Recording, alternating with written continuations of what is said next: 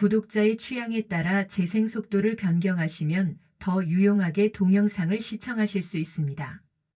창세기의 주요 맥락은 다음과 같다. 창조와 인간의 기원, 타락과 죄의 시작, 홍수 심판과 노아의 구원, 언어의 혼잡과 민족의 분산, 아브라함의 부르심과 언약, 언약의 상속이다. 1. 창조와 인간의 기원. 창조와 인간의 기원에 대하여 살펴보자. 하나님은 전지전능한 창조주로서 천지와 만물을 말씀으로 창조하셨다. 창조는 질서와 조화 속에서 이루어졌으며 하나님은 날마다 창조하신 것을 보시고 좋았더라고 선언하셨다. 인간은 하나님의 형상대로 창조되었는데 이는 인간이 하나님의 성품을 반영하고 그분과의 관계 안에서 살아가도록 계획되었음을 의미한다. 하나님은 인간에게 에덴 동산을 주어 모든 생물들을 다스리고 경작하며 돌보도록 하셨다. 또한 일곱째 날 안식을 통해 하나님의 창조가 완전하고 충분함을 나타내셨으며 이는 안식의 중요성을 강조하는 신학적 근거가 된다. 관련된 말씀은 다음과 같다. 처음에 하나님께서 하늘과 땅을 창조하시니라. 이처럼 하나님께서 자신의 형상으로 사람을 창조하시되 하나님의 형상으로 그를 창조하시고 그들을 남성과 여성으로 창조하시니라. 일곱째 날에 하나님께서 자신이 만든 일을 마치시고 자신이 만든 모든 일에서 떠나 일곱째 날에 안식하시니라. 관련된 키워드는 창조, 하나님의 형상, 에덴 동산, 안식 등이다. A. 타락과 죄의 시작. 타락과 죄의 시작에 대하여 살펴보자. 아담과 하와가 하나님의 명령을 어기고 선악과를 먹음으로써 죄가 세상에 들어왔다. 이 사건은 인간의 불순종과 하나님과의 관계 단절을 보여준다. 사탄은 뱀의 모습을 통해 인간을 속이며 하나님의 말씀을 의심하게 만들었고 결국 하나님께 반역하는 죄를 짓게 했다. 죄의 결과로 인간은 에덴 동산에서 쫓겨나고 고통, 수고, 죽음이 세상에 들어오게 되었다. 그러나 하나님은 죄인을 심판하시면서도 은혜를 베푸셔서 여자의 후손을 통한 구속의 약속을 주셨다. 이는 하나님의 공의와 자비가 함께 나타나는 중요한 신학적 교훈이다. 관련된 말씀은 다음과 같다. 여자가 보니 그 나무가 먹기에 좋고 눈으로 보기에 아름다우며 사람을 지혜롭게 할 만큼 탐스러운 나무이므로 여자가 그 나무의 열매를 따서 먹고 자기와 함께한 자기 남편에게도 주매 그가 먹으니라. 내가 너와 여자 사이에 또 내 씨와 여자의 씨 사이에 적개심을 두리니 여자의 씨는 내 머리를 상하게 할 것이요 너는 그의 발꿈치를 상하게 할 것이니라 하시고 이같이 하나님께서 그 남자를 쫓아내시고 에덴의 동산 동쪽의 그룹들과 사방으로 도는 불타는 칼을 두어 생명나무의 길을 지키게 하시니라. 관련된 키워드는 선악과 유혹, 죄, 구속의 약속 등이다. 3. 홍수 심판과 노아의 구원. 홍수 심판과 노아의 구원에 대하여 살펴보자. 하나님의 공의와 자비가 동시에 나타난다. 세상의 죄악과 타락으로 인해 하나님은 온 인류를 심판하시기로 결정하셨으나 노아는 하나님의 은혜를 입어 구원받았다. 노아는 하나님의 명령에 따라 방주를 만들어 가족과 동물들을 구했으며 이는 의인의 믿음과 순종의 중요성을 강조한다. 홍수 이후 하나님은 노아와 언약을 맺으시며 다시는 물로 세상을 멸하지 않겠다는 약속을 주셨고 그 표징으로 무지개를 세우셨다. 이는 하나님의 구속사적 계획 속에서 인간과 창조 세계를 향한 하나님의 신실하심을 드러낸다. 관련된 말씀은 다음과 같다.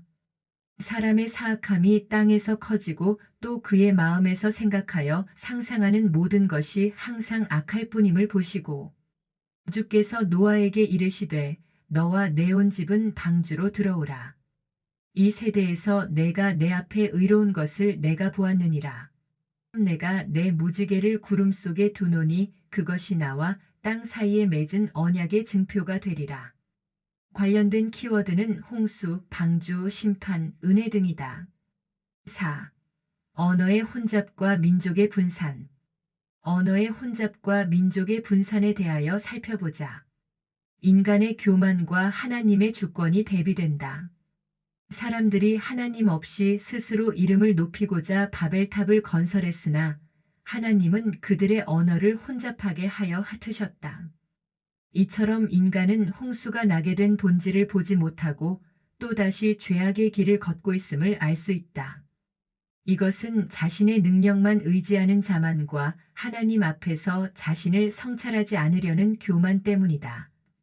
인간의 연합된 힘이 하나님의 뜻을 거스르는 도구가 될 때 하나님은 주권적으로 개입하셔서 자신의 계획을 이루신다. 이 사건은 하나님의 섭리와 통치의 권위를 보여주며 결국 민족과 언어의 다양성을 통해 하나님께서 열방 가운데 자신의 이름을 드러내고자 하시는 목적을 나타낸다.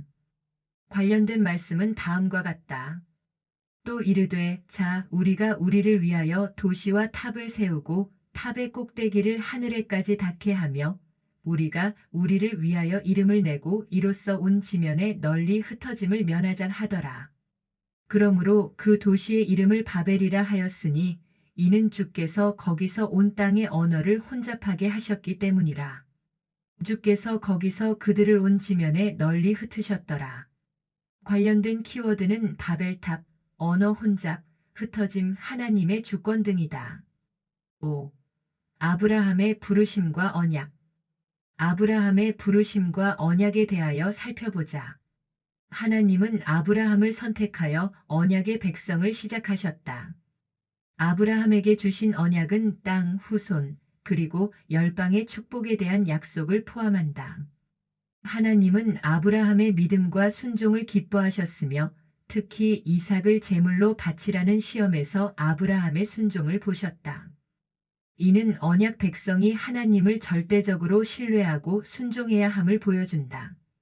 아브라함 언약은 메시아를 통해 궁극적으로 성취되며 하나님의 구속사 전체에 중요한 역할을 한다. 관련된 말씀은 다음과 같다. 내가 너로부터 큰 민족을 만들고 내게 복을 주어 내 이름을 크게 하리니 내가 복이 되리라. 또 내 씨 안에서 땅의 모든 민족들이 복을 받으리니 이는 내가 내 음성에 순종하였기 때문이니라 하니라. 관련된 키워드는 언약, 믿음, 순종, 축복 등이다. 6. 언약의 상속. 언약의 상속은 아브라함, 이삭, 야곱, 요셉으로 이어진다. 이렇게 이어지는 언약의 상속에 대하여 살펴보자. 하나님의 언약이 아브라함의 후손을 통해 지속적으로 성취된다. 이삭과 리브가 야곱과 그의 12아들 그리고 요셉의 이야기는 하나님의 섭리가 인간의 역사를 통해 이루어짐을 보여준다.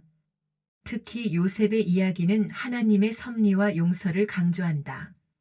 요셉은 형들의 악행을 용서하고 하나님께서 모든 일을 선으로 바꾸셨음을 고백한다. 이 내용은 하나님의 구원 계획이 인간의 실패와 죄를 넘어 궁극적으로 이루어진다는 메시지를 담고 있다. 관련된 말씀은 다음과 같다. 오직 당신들로 말하건대 당신들은 내게 악을 행하려고 생각하였으나 오히려 하나님은 그 일이 선이 되도록 계획하사 이날과 같이 많은 사람을 살려 구원하게 하셨나니. 관련된 키워드는 언약의 계승, 섭리, 용서, 구원 등이다. 7. 창세기의 핵심 주제. 창세기의 핵심 주제는 하나님의 창조와 구속 계획이다. 창세기는 하나님의 창조에서 시작하여 인간의 타락과 죄로 인한 심판, 그리고 하나님의 구속 계획이 진행되는 이야기를 다룬다. 이는 성경 전체를 관통하는 하나님의 주권과 은혜의 기초가 된다. 핵심 성경 구절은 다음과 같다. 처음에 하나님께서 하늘과 땅을 창조하시니라. 여자의 씨는 내 머리를 상하게 할 것이요.